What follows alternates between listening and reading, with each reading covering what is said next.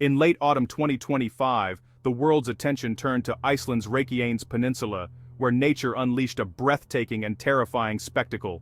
After months of rumbling and seismic activity, the ground finally gave way, and a massive volcanic eruption burst forth, painting the sky with fire and ash. The eruption was not only a display of raw geological power, but also a reminder of Iceland's unique position atop the mid-Atlantic ridge, where the Earth's plates are constantly shifting and colliding. Fountains of molten rock shot hundreds of meters into the air, illuminating the night and turning the landscape into a river of glowing lava. A colossal ash cloud billowed upward, darkening the sky and casting a shadow over the surrounding region. The force of the eruption was so intense that it could be seen and felt for miles around, with tremors shaking nearby towns and villages. The explosive eruptions shattered ancient layers of magma and rock, launching a dense, dark plume more than 10 kilometers into the atmosphere, right into the path of the powerful jet stream. The sheer height and density of the ash cloud made it a significant threat, not just to Iceland, but to regions far beyond its shores. As prevailing winds carried the ash eastward, the cloud drifted inexorably toward the North Atlantic's busiest air corridors. These routes are vital arteries for transatlantic flights, connecting North America and Europe with thousands of daily journeys. The advancing ash threatened to disrupt this critical link, putting the safety of countless flights at risk. For air traffic controllers, this was no distant event. It was an immediate and escalating crisis.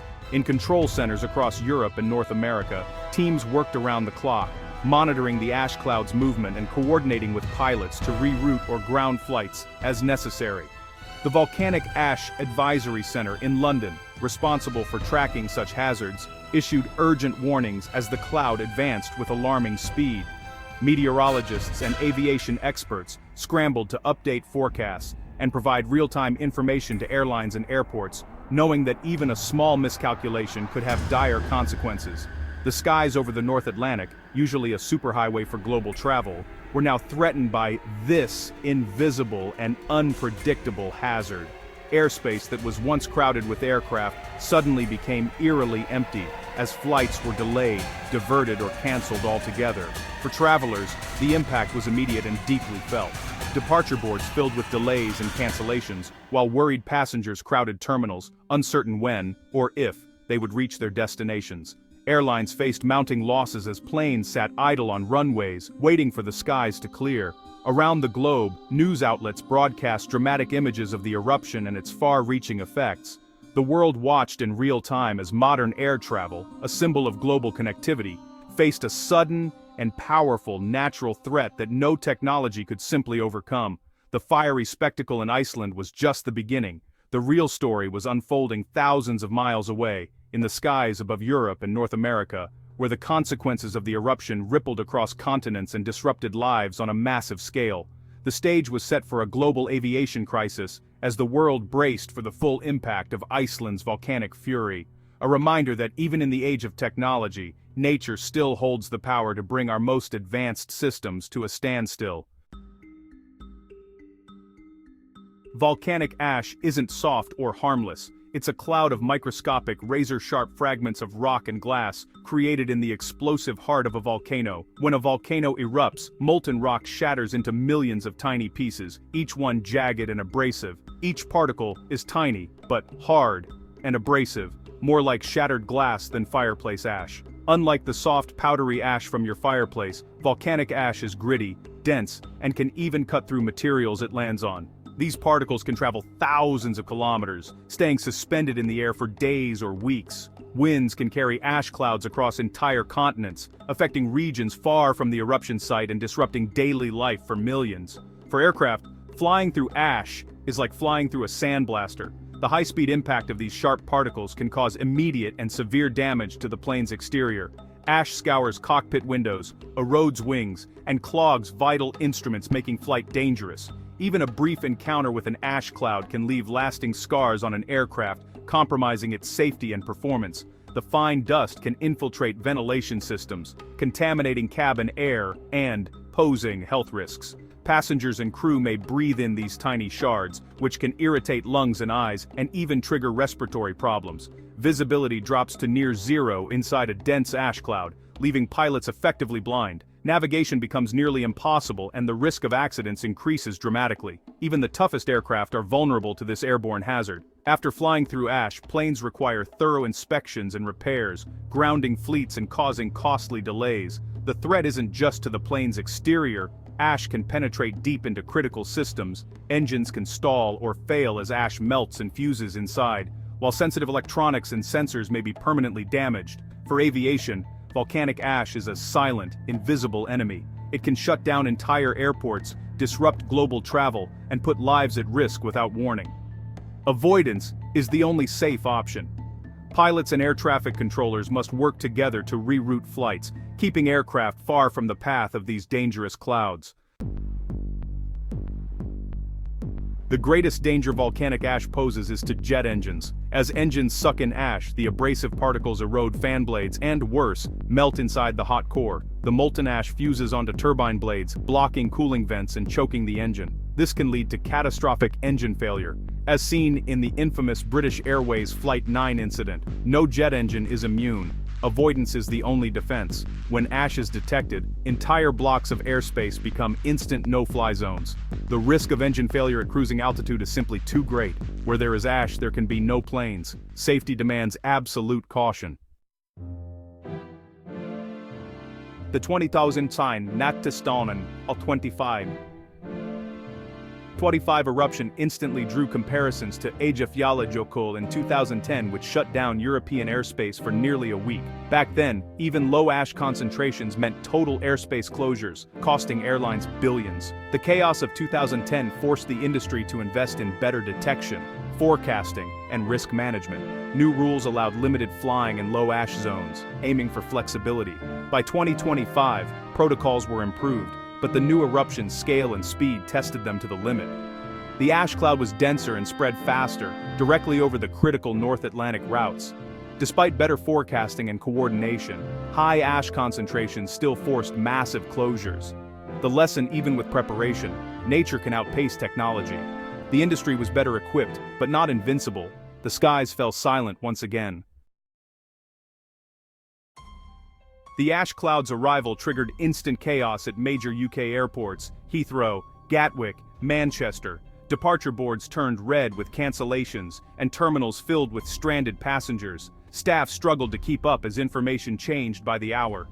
Across the Atlantic, New York, Boston, and Newark faced the same fate. Flights grounded, crews and planes stranded. The disruption rippled through domestic schedules, creating a domino effect.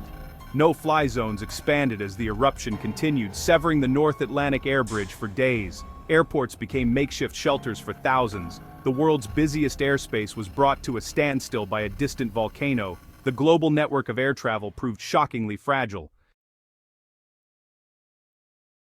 Behind the headlines, there were millions of disrupted lives, families stranded in unfamiliar cities, business trips ruined, and vacations cut short. The chaos at airports was more than just a news story. It was a personal crisis for so many. Students found themselves unable to get home, missing exams, graduations, and reunions with loved ones. For many, it was their first time facing such uncertainty far from home. The Miller family's dream trip to New York turned into 3 exhausting days of airport limbo, sleeping on hard chairs and living on snacks.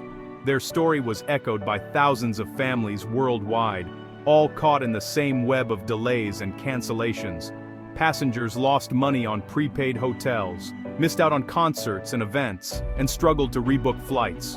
Meanwhile, airlines were overwhelmed, struggling to provide even basic care, blankets, food, and information, amid the surge of desperate travelers.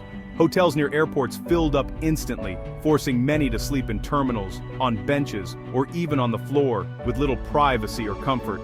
Airline staff faced angry crowds and impossible questions, trying to calm tempers and offer solutions when there were few answers to give. For airlines, every grounded plane meant not just disappointed passengers, but huge financial losses and mounting costs for passenger care, meals, accommodations, and compensation. Flight crews were stranded too, unable to reach their destinations, with schedules collapsing and fatigue setting in. The ripple effects would last for weeks, disrupting flights and plans long after the ash had cleared. The crisis exposed the razor-thin margins and fragility of the airline business, as executives scrambled to manage the fallout and reassure the public. Cash reserves drained rapidly, pushing some carriers to the brink of bankruptcy, while others faced tough decisions about layoffs and route cuts. The human and corporate drama played out in every terminal, with news cameras capturing the frustration, exhaustion, and resilience of travelers and staff alike. The 2025 ash cloud was a true test of endurance for all: passengers, airline workers, and the industry itself, leaving a lasting mark on everyone involved. The economic shockwaves from the ash cloud went far beyond airlines. Global supply chains stalled. Factories in Europe and the US waited for parts stuck in Asia. Perishable goods rotted on tarmacs, devastating exporters in developing countries. Hospitals worried about medicine shortages as air freight halted. Tourism and hospitality took a hit, with bookings plummeting and events canceled. The true cost was measured in billions, with ripple effects across every sector. The shutdown exposed the fragility of our interconnected world. A single volcanic event brought global trade to a halt. The lesson: resilience is as important as efficiency. In 2025, technology was the frontline defense against chaos. The London Volcanic Ash Advisory Center used satellites, LiDAR, and research aircraft to track and predict the ash cloud's path. Multispectral imaging and computer models produced real-time ash charts, guiding airspace closures. Ground-based sensors and direct sampling refined forecasts, but predicting ash movement remained a challenge. The eruption highlighted the need for even better onboard ash detectors and more precise mapping. The goal: safe corridors for flights even during eruptions. Technology made a difference, but perfect accuracy remained elusive. The battle for safer skies continues.